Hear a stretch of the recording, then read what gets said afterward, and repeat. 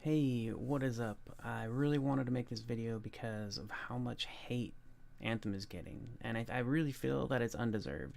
And I have some things to say before I'm going to get into my notes, which are mostly about the story. But I went into this game also like a lot of people. When I went into the beta, I played the beta a little bit just to check it out. I thought the game looked cool. I was really hyped and excited for this game. I was. And then after the beta, I was kind of like, you know what? I was gonna pre-order the game. I was just excited, and I decided not to pre-order because I had seen that the end game when the game launched was gonna have 3 strongholds, and I was like, that's just not gonna be enough content for me as far as end game is concerned. Turns out there's so much content in the game, and I've been loving the crap out of it. I just completed it yesterday, the main story. I actually still have a lot of stuff to do. I'm level 19. I think I hit level 19 while completing the main story. There's actually like a few kind of main stories. There's the overall big picture story, and then there's some other stuff that I'm gonna get into. I really wanted to get on this and tell at least the few viewers, the few of my friends that watch my videos, that I love this game. I ended up getting it gifted to me. I did not pay for it, so I'm not going to tell you to go run out and pay full price for anything. It'll probably be discounted very soon because the game is getting so much hate, and it's very sad to see. Uh, when I played the beta, I felt like it was another shooter, but I liked it. I liked the javelin thing. I like the mechs. I like the flying around. The gameplay is fun. It's nothing special, right? Like this is not a unique game, and I think that might be the biggest reason why people are let down, which is just weird to me. If you're just bored of a game, you just don't play it, right? Like if you're sick of Call of Duty, you stop playing it. If you're sick of any series of games, like I got sick of Assassin's Creed and Far Cry. I still like the games. I don't hate them. I didn't magically just start hating the games, but I'm tired of playing them. And I'll still play them from time to time when I'm in the mood. But I stopped playing them. I don't buy every installment and stuff. As far as Anthem has been a really big surprise. So I'm going to get into my notes about the story and talk a bit more about the game. And I remember I had some other thoughts that I wanted to talk about before getting into that, but I just really wanted to say that the game is good. It's really good. And I everywhere I look is just hate, hate, hate. And I'm just like, what is wrong with these people? What is wrong with them? Like they're talking about the loading screens. Look, I hate loading screens. I hate them. It's one of my biggest complaints anytime I play any game ever. But apparently the day one patch fixed the biggest issues when it came to loading screens during the beta. I don't know. I mean, the loading screens are a bit long, but they're not that long. In the main game, the launch game now, you have the loading between leaving your hub and going into the world, into the either free play or your missions. The one loading screen that I'm not a big fan of is the inventory loading screen. So anytime you want to gear your javelin, anytime you want to switch your weapons or your abilities, every time you open your inventory, which is called the forge, there's a loading screen. Every time you leave that screen, every time you open and close your inventory screen, there's a loading screen. And it's about 10 to 15 seconds long. So it's not horrible, but it sucks. That's the only loading screen that really is just kind of like, what? I have to get a loading screen every time I open and close my inventory. But other than that, there's normal loading screens for loading up the game, and it's really not that bad. And there's another thing that I've had a couple friends that come into my stream when I was playing it, and I've seen it mentioned in reviews.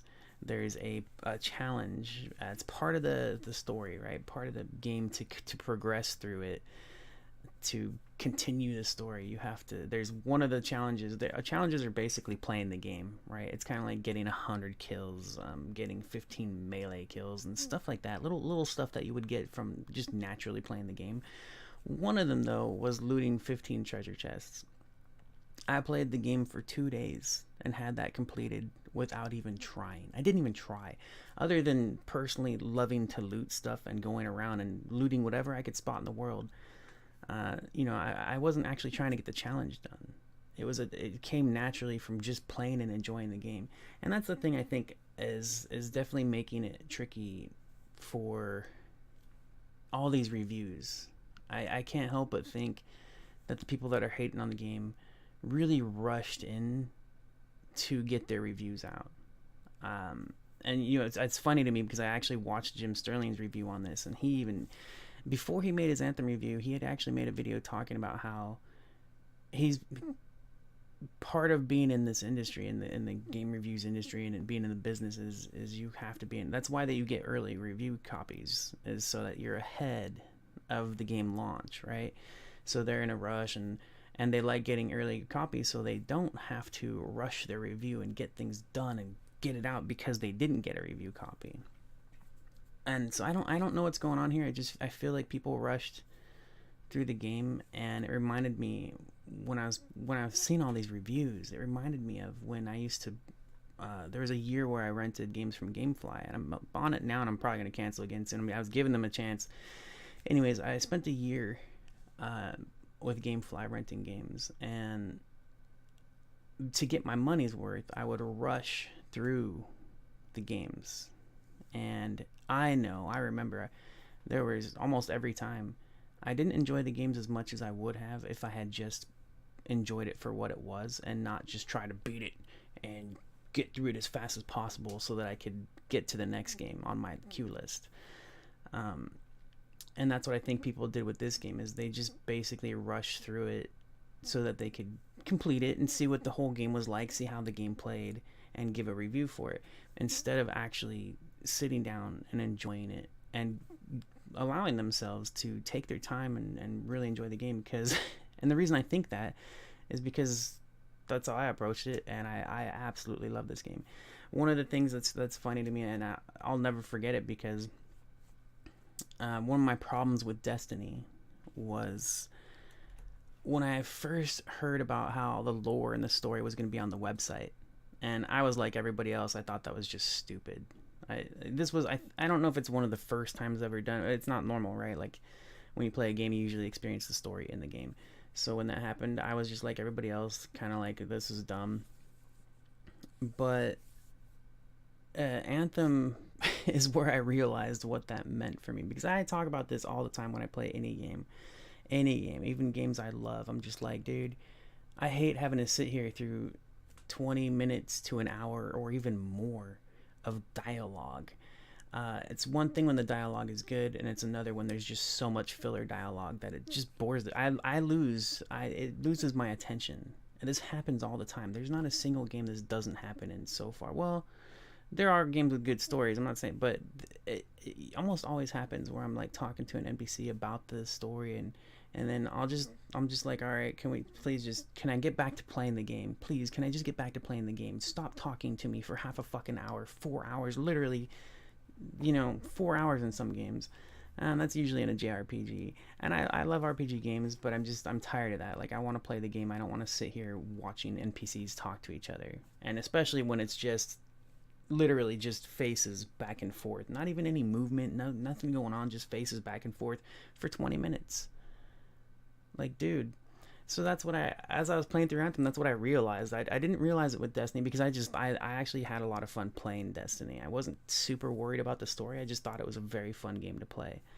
I did like what I saw of the story, but I wasn't like involved with it, Like I was just playing the game because it was fun.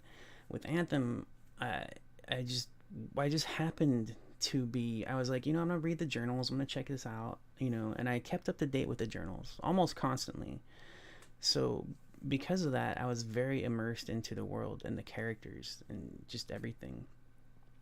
So it made me realize, I was like, oh, I like that idea. I like that I'm not wasting 20 minutes to an hour of just watching NPCs talk to each other, and I'm just playing the game, and I have an amazing world to be immersed into. Like, I'm attached to the game and the characters and the story, and I'm actually really into it. So let me get into my notes, because that's actually, I was starting to get into exactly what my notes are about, and I have a lot of notes to say. So I didn't want to like repeat myself a bunch. So that was probably rambled on a bit too much. The game is, I'm gonna say, the game is great, man. I love it. So I'll have more to say. Let me read my notes so I can get into the actual specifics that I wanted to talk about. All right. The story is really good, but it's all done through journal logs. I used to hate this idea, but now it makes sense to me, and I like it, especially because the story in the journals is pretty dang good for the most part. Yeah, there are some journal entries that are just normal world stuff to immerse you a little bit into the normalcy of the world, but most of them are the stories. Should have read this stuff before I started. That's funny. Let's see. The same thing have. Oh, geez, yeah. I should have read all these notes first because I actually kind of just covered most of that. Wow. Well, geez, this sucks because I'm like reading everything like I just said. Just repeat myself. I think I should just start this video again. Damn it. All right. Well, let's continue on. Let's see. Some journals are dumb nonsense that try to immerse you a little more like into the normal world, but it's like reading a stop sign or a list of bakery good, which is like whatever. Yeah, because there are some parts just like that. Same thing happens with a few NPC discussions. They're more rare than the story-based discussions, but it doesn't make sense to me how some of the dialogue between NPCs is quite boring and could have just been put into a journal log to get insight into those characters without having to listen to their boring dialogue. Yeah, I would say 90% of the journals and the NPC discussions are actually interesting and quick and to the point, and then the other 10% is like, where'd that come from? That's boring and whatever. Upon starting the game, I focused on making sure I was up to date with the journal logs, and that really helped understand more of what was going on. It also helped me have respect for the character Owen, which seems to be one of the characters people complain about being annoying. Yeah. I could understand that if I hadn't already gotten to know and understand his character better by reading about what a cipher is. Yes, I'm so glad I just read that because this reminded me. Owen was one of the characters I had seen a lot of people complain about, saying he was one of the, like, people would talk about how some characters are cool and some characters are just really annoying and dumb and whatever. And I was reading about the general world through the logs and stuff, and Owen is a cipher. A cipher is basically a mutant in the Marvel world, or a Jedi. They're gifted people. Ciphers are gifted. They're born with a power. So because of that, even though Owen himself in the game, in your conversations, isn't that great, if while keeping up to date with the logs and getting a little bit more detail for these characters and for the stories, I had more respect for him and I had more of a love for him. Like, he was actually a cool character, even though his normal dialogue in game was a bit annoying and whatever. Not bad, but just, he wasn't a character I would normally like if it wasn't for having known more about where he comes from, his background, and why he is the way he is and stuff like that. And his story got pretty crazy.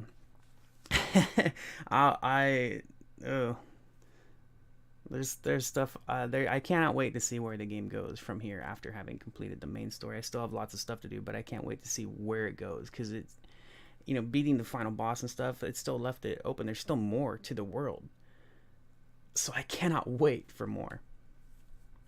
Let's see. It would have been nice to see some of the journal stuff done in cinematics and some of the dialogues in the journal instead. Yeah, some of the journal stuff, like some of the story, is amazing. So this is the thing that gets to me too, because people are talking about how BioWare is known for their story-driven games, right? And they're like saying, this story sucks. This story doesn't suck. It's just not done through cinematics, and it's really just not done through a lot of in-game dialogues either. Most of it is in the journal, and I really understand why people are complaining that it's not in the game and you have to read about it. I get it, man. I really do. And that's why I was saying, like, I realized while playing Anthem, I was like, oh, because this is something I complain about all the time.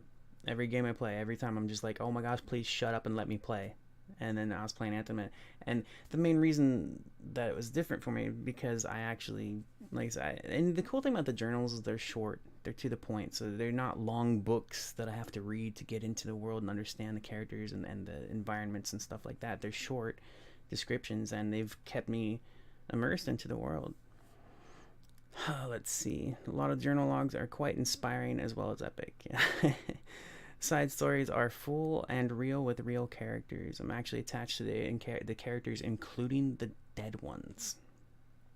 This was so true. And this was because like this isn't your regular open world game when it comes to side missions. It doesn't have like well, the free play is different. The free play you can treat like it's weird. Okay, so when it comes to story, right? Actual story, the side missions have a real story to them. And they actually chain. They're chained events. There's not you don't come across a bunch of random like hundreds of the same I lost a pet or go collect a flower. You don't come across that. That is not in this game. There are missions like that, but the stories are deep and involved, and they continue. They chain from one to another, and they don't go into like a long ass chain. There's not like 100. It might be a chain of like 3 to 4 missions, you know. So they're short, but they're also good, and that's just to me. I love that. I love that. And there's also a thing that's added to the journals called mission outcomes, and that's actually part of what has been able to keep me. It's helped keep me able to remember a lot of the story stuff. Is after you complete a mission, the journal will actually update to an outcome, and then it'll give you a brief description, 2 to 4 lines, depending on how long the mission is. But there's usually like a 2 to 3 line brief description of what happened when you completed the mission. You just completed it, and it'll just describe exactly what happened in that mission. And I love that, especially if a mission is a little bit long and I kind of forget. And the game has made it so easy for me to remember everything that's happened while I've been playing it because of the journal, and because the journal isn't too much info. It's just exactly what happened. You know, it's not this. You don't have to read like huge pages of information. Some of the story, there are there's a few little journal logs that are long, but that's while they're updated. Like the main stories as they get updated, it's a long story, but it's really easy to keep up with, and it's just amazing. Let's see, I have a note for loot. It's a bit awkward, but I like how you don't get loot until you finish missions and return to home base. I do like that. I think for me personally, I don't. It makes it easier to focus on just playing the game and not stopping every time I might have a possible upgrade in my inventory. So I don't, it would be nice in game to upgrade a weapon, but it's just the guns I already use throughout the game are already good enough. So I don't need to upgrade my weapon during a mission. Let's see, I wrote a note. The universe feels unique, the lifestyle. It's not like they advanced from our type of mankind, but a different one. Yeah, they have their own, it has its own history. Its own, if we have a world war, right? We look back in history and we look at world war and stuff like that. They have their own wars of their history. I think it was called, we have BC, right? Like 1999 BC and stuff like that are your they have LV, which I believe, if I remember right, I've only seen it mentioned twice in the journals now. I kept seeing the years, and I kept seeing LV as a reference, but I didn't know what the heck LV stood for. I think a couple journal entries actually say what it stands for, and I believe it's Legion Victorious. So it's after the Legion won the war, and then were years after that happened. So a lot of the references to the story and the history are like 100 years, 200 years, 300. And so they don't have like 1999 or 2010 and stuff like that. They have 100, 200, and 300. So I love that about it. I think that's really cool. And for the rest, I mostly played solo. I did a couple. So far total, I've done about 4 or 5 online missions. But while I was playing before I beat the campaign, I think I did it like twice. I went on a couple online missions. And another thing that I love about the difference between missions and free play, which is really interesting to me, because I didn't notice it at first. I didn't realize what it was. So when you go on a mission, the game keeps you on the mission. Like if you try to explore, it's like, nope, you can do a little exploring, but if you go too far, the game will push you back. It's like, no, you need to go back this way.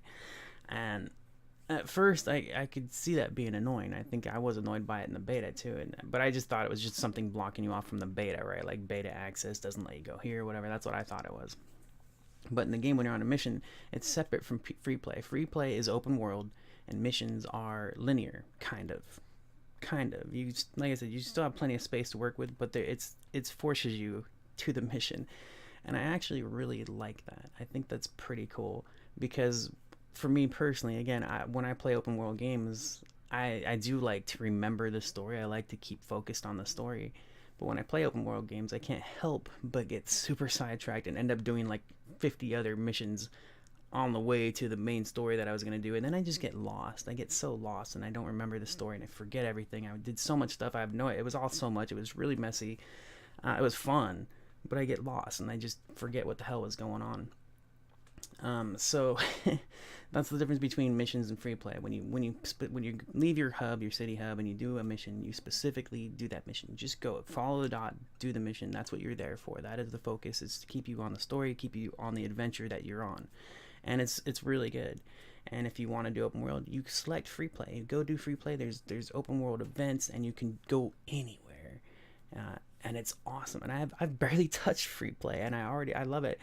And the one thing that I'm going to say too, I forgot this was going to say in the intro to the video, kind of. So hopefully somebody's watched this long. I know I've been going on.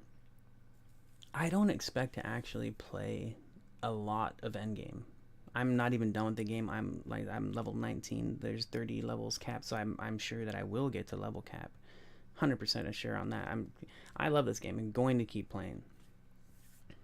So. But I don't know how much of the end game I'll actually experience and play. Like if I'll grind it or whatever. Like Destiny 2, for example. I love Destiny 2. I think it's a great game. But I don't play it hardcore. I'm not on that every day. I play it when I'm in the mood. And I love it when I play it. I love it. It's fun.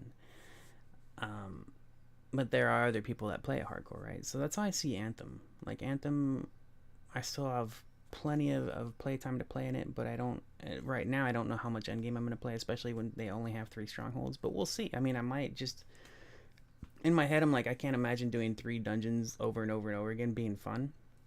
That's the thing I don't like about any game, really. Just replaying the same content over and over will always get boring, right? I mean, that's why I'm generally bored of Assassin's Creed or Far Cry. The games are good. I don't think they're bad or anything, but I'm sick of playing the thousands of missions that are the same, and like I just don't care anymore, right? So as far as endgame, I'm not there yet, and I don't think I'm gonna play much. I'll see on that. I might make another video later. I don't know. This has already gone on too long, but I still have more to say. The Interceptor I had played as the Interceptor Javelin, which is it's the melee focused one. It's super fast. It's very agile. It's the most agile javelin. Javelins are the names for the mechs. And I'm so into the world that I actually like. Like when I first started playing this game, I would call them mechs. When I saw this game, I would call them mechs. But I'm so into the lore, and I understand the full world that I call them javelins naturally in my head. Like when I think of them, I think javelin. But it's also, it was weird to get used to, because when I think javelin, I think like a spear or something, But that's actually part of the story of the javelins, is they are the javelin.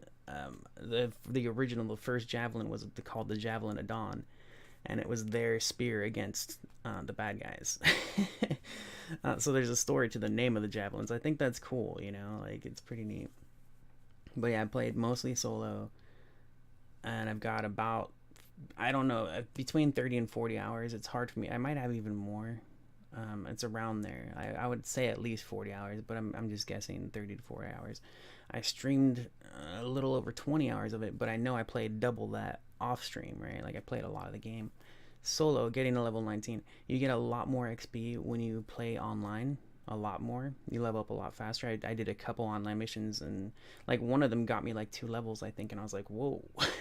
So I went back to solo. I was like, I'm gonna play solo. I'm not in a rush, So yeah, I took my time and just enjoyed the game for what it is, and that's the thing about it. I think a lot of people are disappointed just because it's not unique in a sense when it comes to gameplay. The world is unique, the universe is unique, the story is unique. There are, I don't know, a lot of times I can compare a story to another one, and I'm sure somebody could. Like, I don't know every story in the world and stuff. I love this world, I love the characters, I love the story. It's freaking awesome.